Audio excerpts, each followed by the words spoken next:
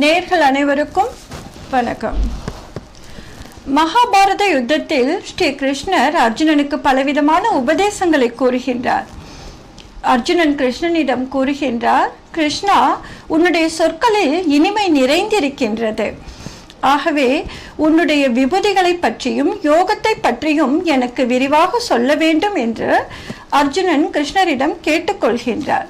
ஸ்ரீ கிருஷ்ணர் சொல்கின்றார், குரு குலத்திலேயே மிகவும் சிறந்தவன் நீ, அனைவரிலும் சிறந்தவன் நீ.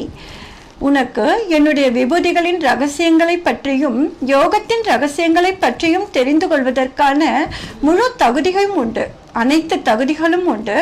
ஆகையால் உனக்கு அனைத்தை பற்றியும் மிகவும் விவரமாக கூறுகின்றேன் என்று சொல்லி தன்னுடைய யோகத்தின் ரகசியங்களையும் விபூதிகளின் ரகசியங்களையும் கூற ஆரம்பிக்கின்றார் கிருஷ்ணர்.